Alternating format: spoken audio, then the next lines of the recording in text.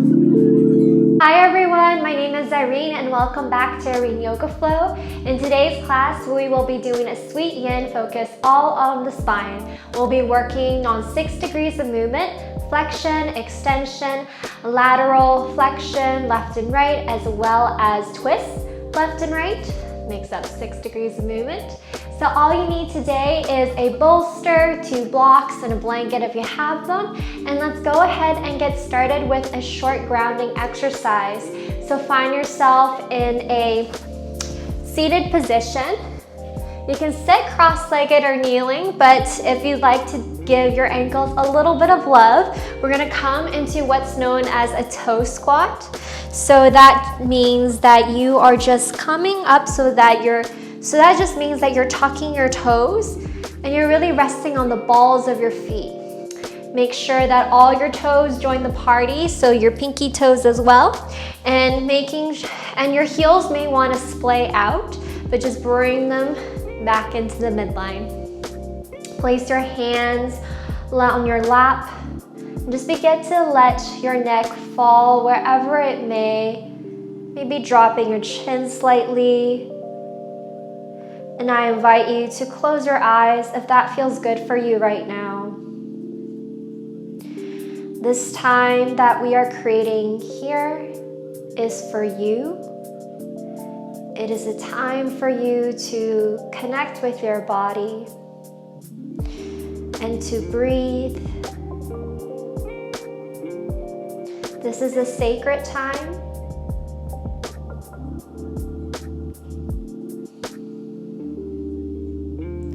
Beginning to let yourself soften in this pose. And just noticing how you are breathing. Maybe your shoulders have relaxed now. If they're still a little bit tight and bunched up towards your ears, can you let them softly melt down your back?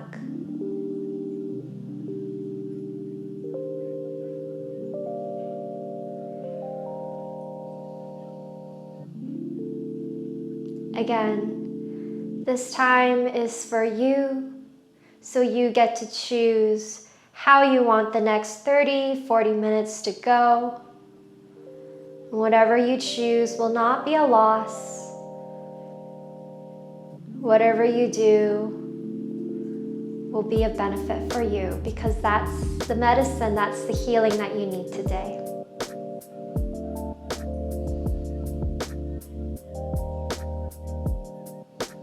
So a few more breaths.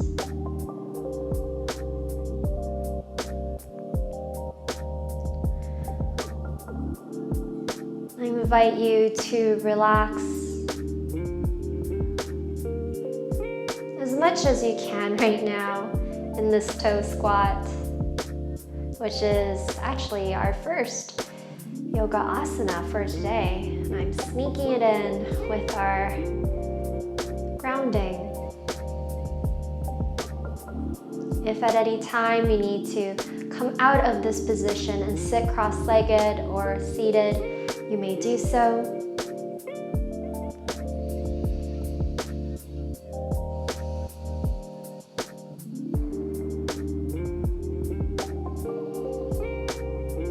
On your next breath, begin to tilt your head over to the left side of your body, giving yourself a nice little neck stretch. And you can take the right hand and just bring it out to the side here. You may feel a stretch going down your neck to your arm. And one more, you may just lightly place the left hand on the side of your head. No pressure really, but just one last thing here if you'd like.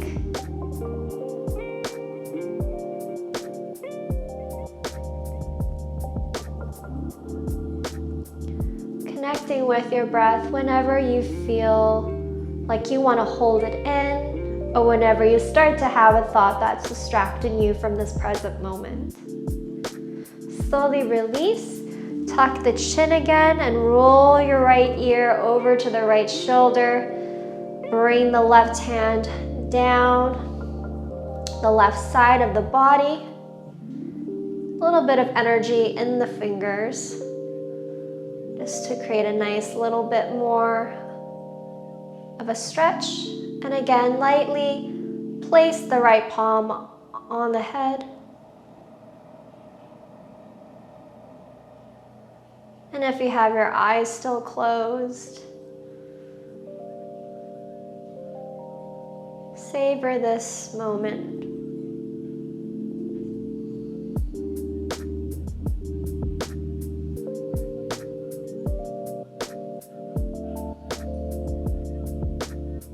One more breath. Release with gentleness and care.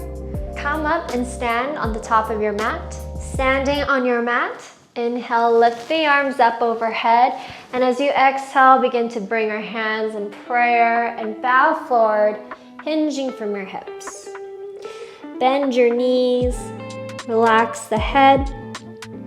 And we are coming into dangling pose. You can grab opposite elbows. And just begin to get acquainted with this pose, which is a nice mild flexion in our spine to help warm us up for the rest of the movements that we'll be working with. So this is different from our standard forward folds because we're not really working our muscles here. We're not really targeting the hamstrings. That's why bend your knees, get the stomach on your thighs. Yin is a really great practice to target our fascia, our connective tissue.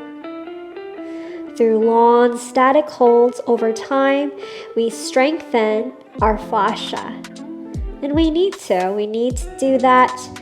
As we know, we need to stress and relax our muscles. We need to work our yin-like muscles, which is our joints and our ligaments. And yin is one of the great ways to do it because we can damage our joints and ligaments through rhythmic, repetitive movements. But yin is gentler, passive stretching over time to create results. Results like range of mobility, collagen production, a reduction of inflammation. Lots of interesting research going on in the fascia scientific community. You might want to shift the weight into your toes, feeling the center of your balance move, then maybe back to your heels.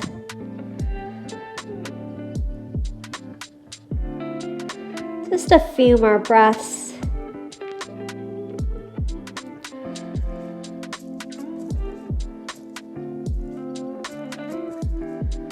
Can you surrender a little bit more into this pose without tensing or activating any of your muscles?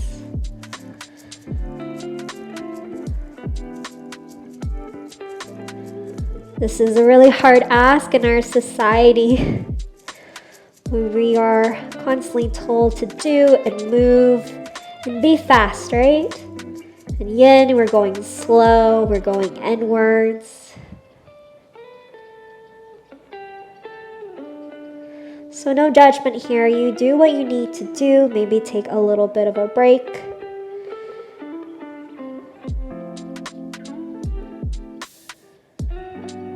One more breath.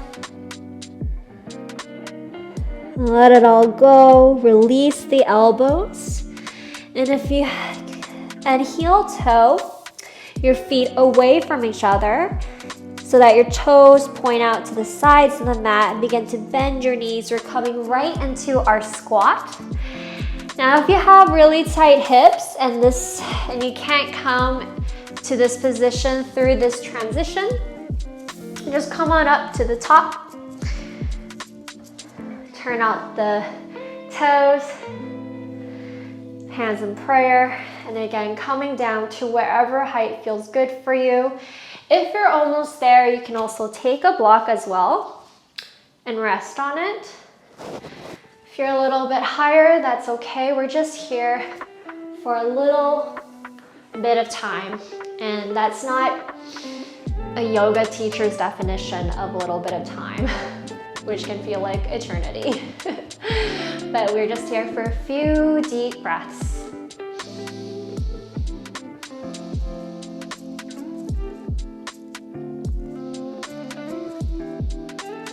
All right, slowly you can release your hands.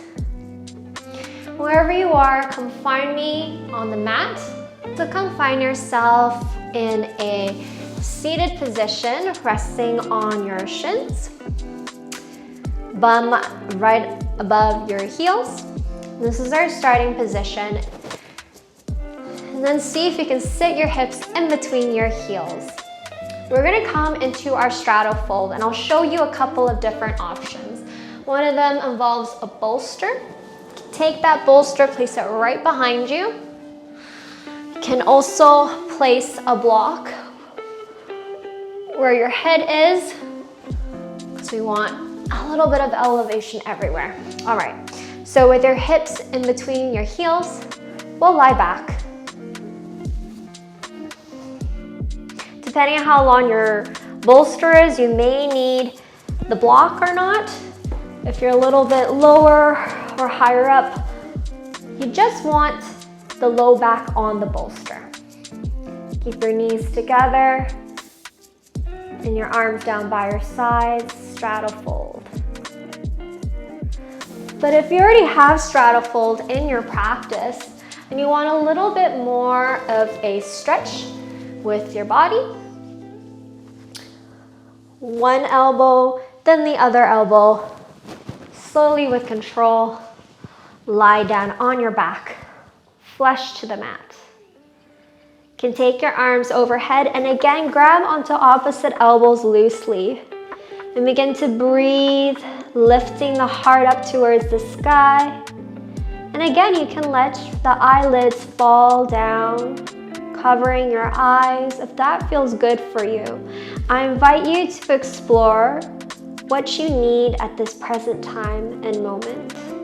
What do you need so that you can stay present, reconnect to your breath, your prana, your life force, this practice that is producing more qi in our body.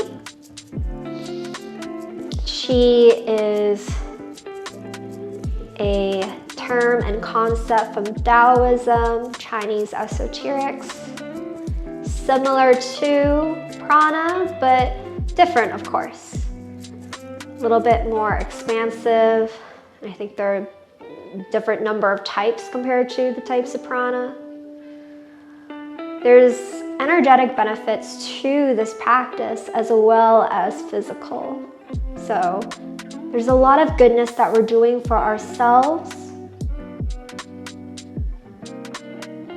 We don't have to know how it works. We just know that it feels good, right? At least I hope it's feeling good. Now, if your knees do want to come out, let them fall. We want to be relaxed in our poses. We don't want to hold anything. We want to let go and release. So let the muscles feel lax so that we can really get into our fascia, our connective tissue.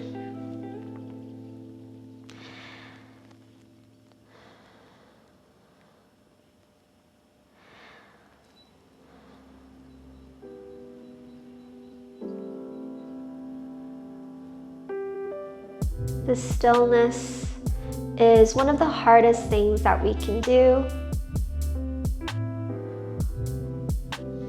It is a deep challenge for ourselves, and it strengthens us emotionally and spiritually to be able to go through this process of letting go and surrendering to this moment, and also listening to another person's voice.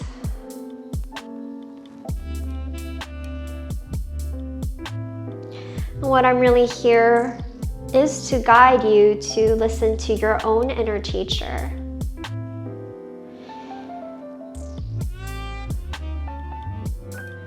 because everyone's bodies is different. You might feel something different here.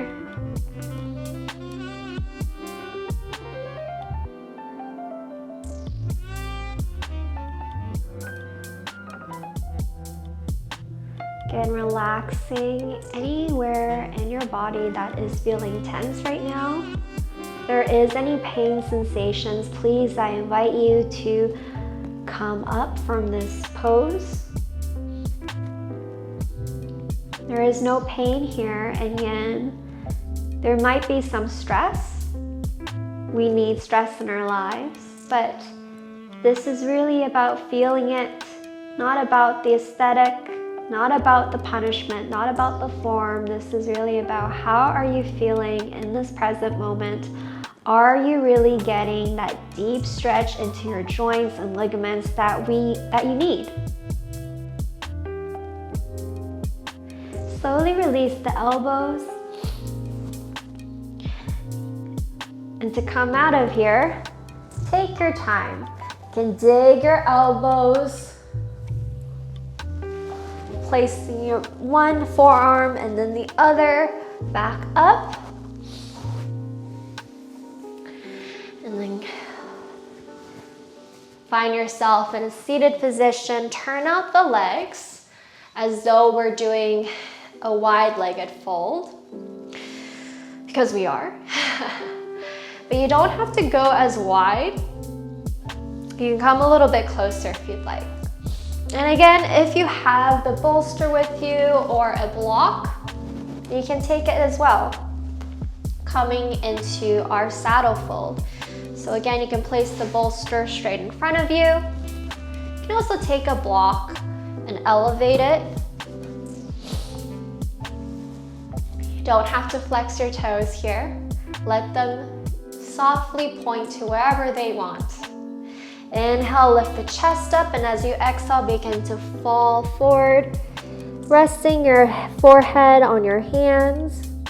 You can also let the forehead rest on the bolster and let your palms fall open.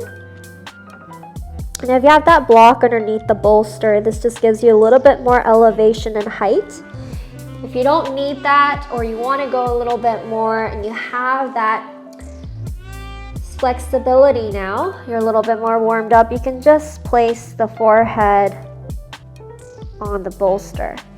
And if you're not warmed up and you're still cold, that's totally okay.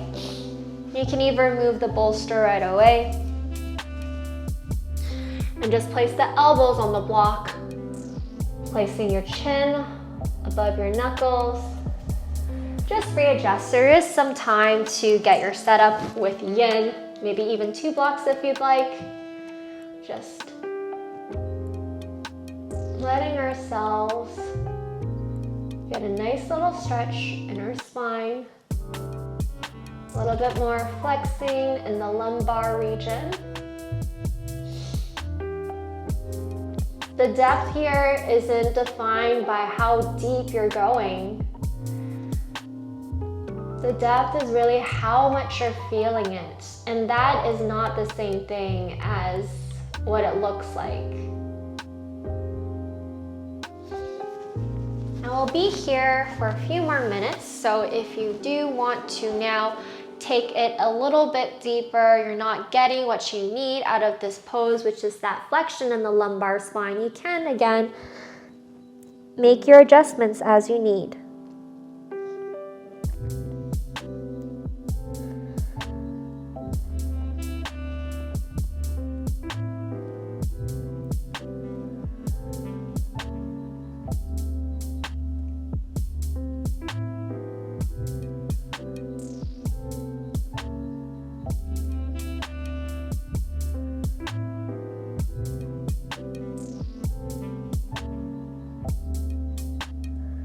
If you find your mind is wandering, observe the thoughts, observe the emotions, and catch yourself forming new thoughts and feelings.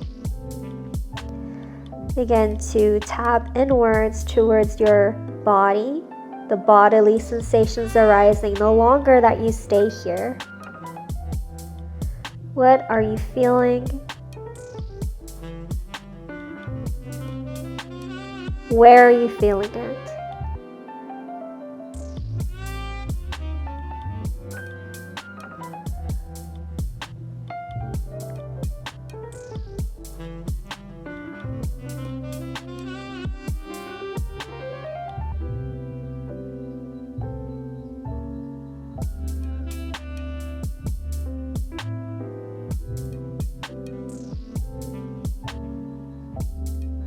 Inhale, takes you back up.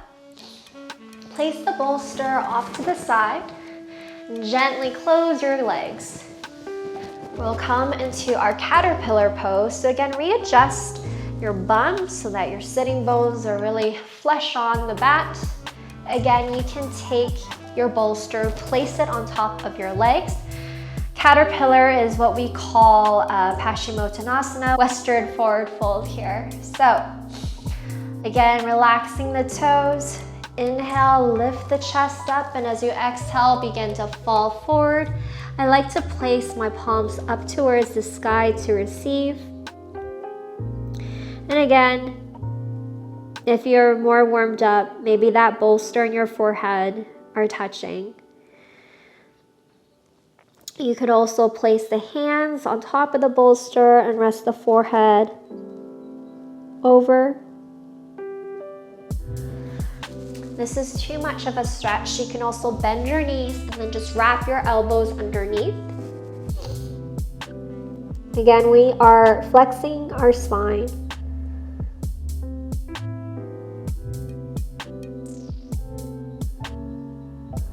So a couple of different options depending on what you need today. Yin yoga is great to experiment with what you want to play with and what you want to really feel. The props just add another element to your practice, and if you don't have props, that's okay too, because there's a lot to learn without any of these props as well.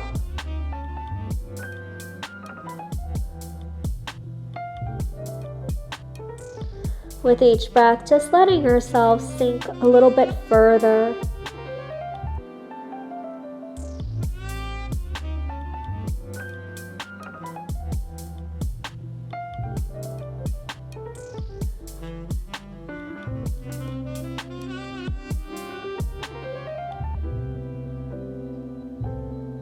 Slowly, slowly take the head away from the hands or whatever funny little position that you created for yourself. Coming into our deepest flexion for today, which is our snail pose. So come and lie on your back. Bend your knees, starting position.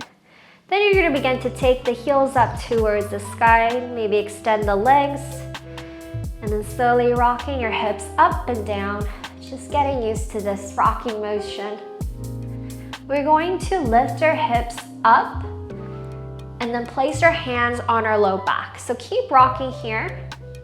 You can take a look right now at the video to see how I'm moving to it, but essentially lift the hips up and place the hands on the low back. No, we're not coming into shoulder stand. Begin to point the toes towards the floor in front of your head. Just relax here. Chin is slightly tucked. So in snail pose, which is our deepest flexion for this class today on our spine, it's okay to have a rounded spine. In vinyasa classes, you may recognize this as halasana plow pose, but not really focus on our hamstrings here. Just letting yourself relax into this. And if at any time you need to come out of this pose, you can simply bend your knees and let your hips roll down onto the mat if you'd like. We'll be here for a few minutes. I invite you to tune in to the sound of your breathing, letting your breath be your anchor. Imagining your breath is like seaweed in the midst of ocean waves, moving you around. You're still present, you're still connected. You're present. You have a center of stillness that you can go to.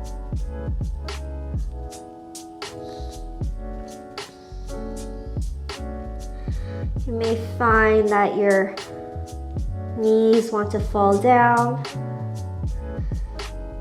Maybe that's less pressure on you, so you may find that your knees want to go generally between your head. If that's too much, you can also just keep them elevated.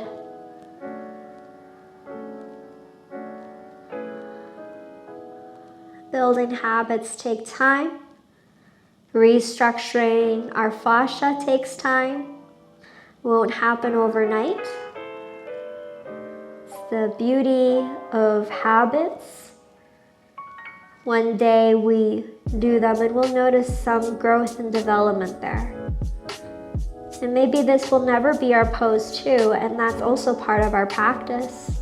Accepting this and being grateful for what our bodies can give us, because our bodies are our gift.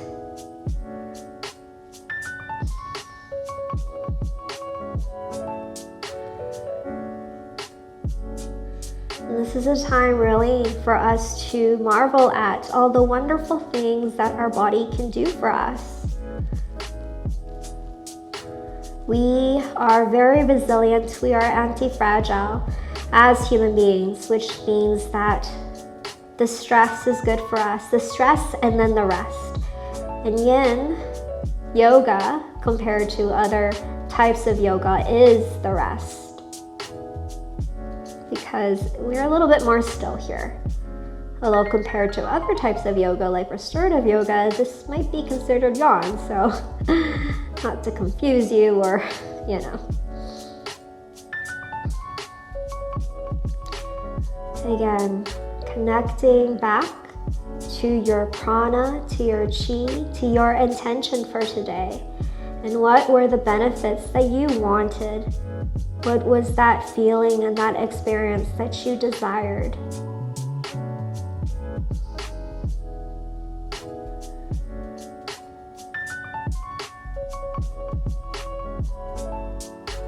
Just a few more breaths here.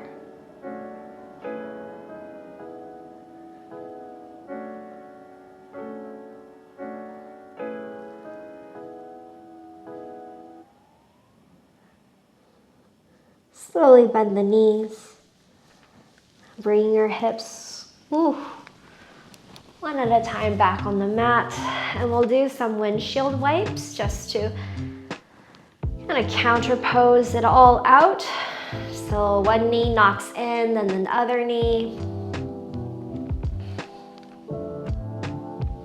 Slowly bring your knees over to one side and press yourself back up. Coming to lie on our bellies.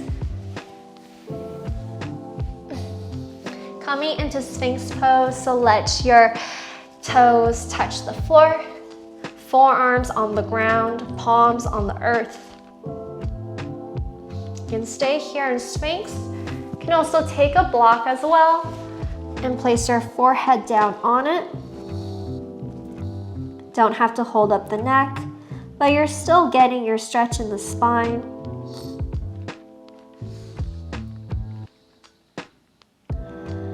All different kinds of options here.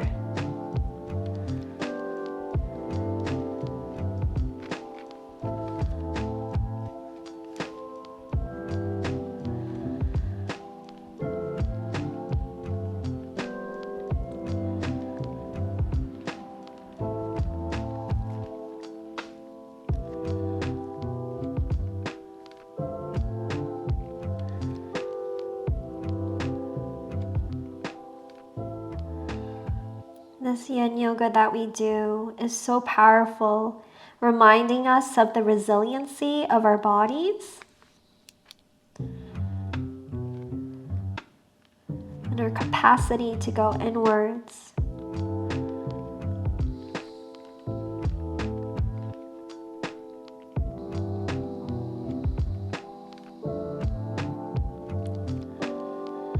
in winter season, which is the time we're in right now, it's so important to rest and reset. Create that balance. Hibernation is necessary. Logging off to reconnect with ourselves, with the life around us. If you have the block with you, you can move it off to the side. If you'd like to come with us to seal pose, so place your palms underneath the shoulders and then straighten the elbows. Seal pose, just giving ourselves a little bit more of extension here in our spine. Straightening out all the rounding and their natural curves in our spine here. Final pose, you can let the chin tuck. You can also lift the gaze up. Feeling it out, what you need today. Or maybe just looking straight forward in front of you. Breathe fully, expanding across the chest and letting your belly fall.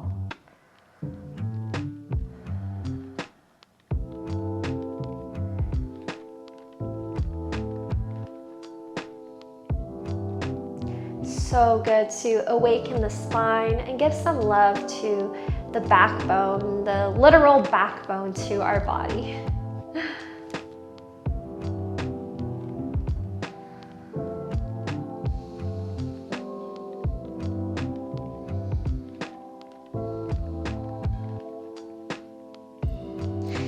Slowly place yourself back down on the floor and come to lie on your back. Maybe move the props out of the way. And if you have a blanket near you, it might be good to bring it close to you as we are coming to one of the final poses for today's class, banana asana. So take the arms overhead, clasp opposite elbows, then bring your upper body over to the left side of your mat. Once you're comfortable, you can stay here. Bring the left leg over to the left as well, and then hook the right foot over the left ankle. The trick here is to keep both of your buttocks on the floor, both of your shoulder blades on the floor. It's really easy to move the legs, which is why we're moving with the arms first. You might need to readjust that bottom leg back. And we'll be here for a while, so if you'd like, you can also just cover up your body with a nice blanket.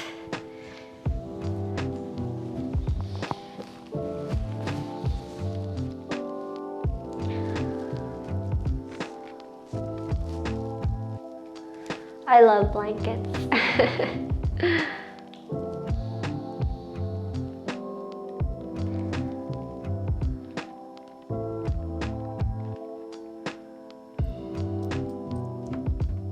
Imagine yourself with an inner light, inner glow radiating from you. This flame that you've stoked into creation through this practice, this warmth and inner vitality. How can you give some reverence and gratitude to that spark in you? How can you nourish and tend to it? Readjust yourself back to center, first with the upper body, then move the legs back to center, maybe shaking out the legs just for 1 second. And again, off we go to the right side. So with the elbows, you might want to grab opposite elbows this time. So crossing them the opposite way, just to give yourselves a little bit more of some different muscle memory. Bring the elbows over to the right side. Right leg scooches over, and then hook the left ankle across the right, both bum cheeks on the floor. Resting here comfortably in banana asana, named after the banana,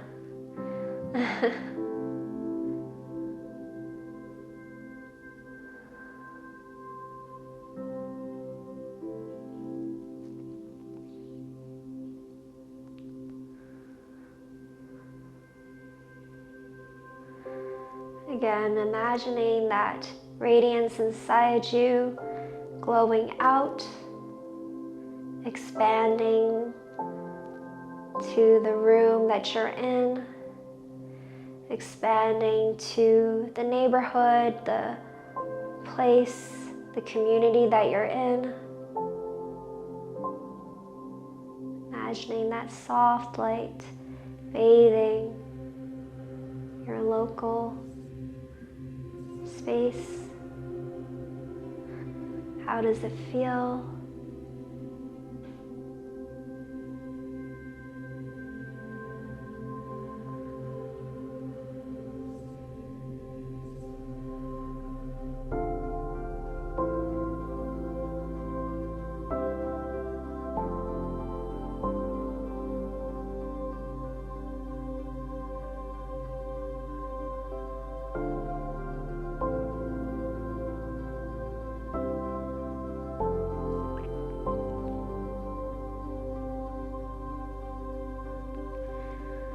Few more deep breaths. Each breath reconnecting you to your inner vitality, to your inner life force, the life force that is in all of us, in all living things.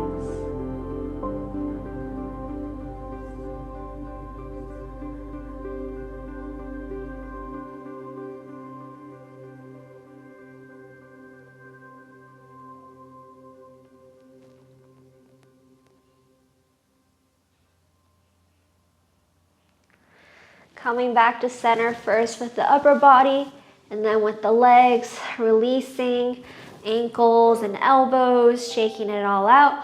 We'll come to one final pose before our Shavasana. Bend your knees, hook, bend your knees, wrap the right leg over the left, then bring the knees out to the left side. You can extend your arms or cactus shape them, coming into twisted roots for one final twist, one final spinal twist here. It's all right if your knees don't necessarily touch the floor. If it feels uncomfortable for you, you can also place something underneath.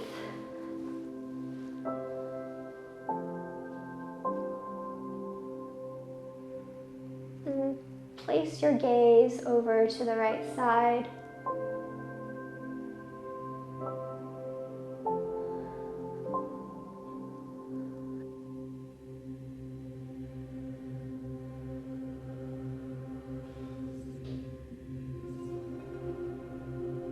Slowly bring your knees back to center. Unravel the legs, and this time left leg wraps over the right. Scoot your hips off to the left, and then bring your knees over to the right side of your mat. Again, if you need to readjust the blanket, adjust the blanket. Need your bolster, take the bolster over to the other side if you need, but every side is different. And again, arms extend or slight bend. Keep the gaze over the left shoulder.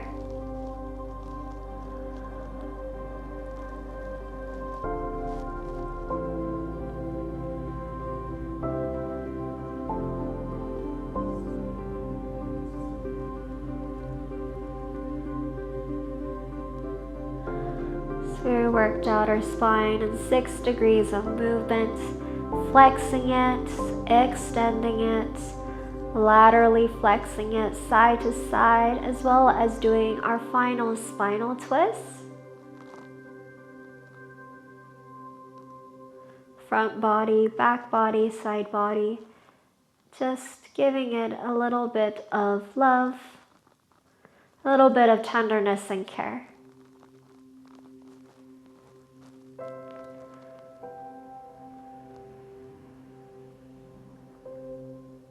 Take one deep breath, sigh it out. Readjust your legs back to center, hips recentered. You can lie down, untuck toes out to the side, and come into your Shavasana for today. I recommend at least a few minutes, 5 minutes if you can, to let everything reset. Shavasana is a pose in and of itself. Thank you so much for joining me in today's class, and see you again next time.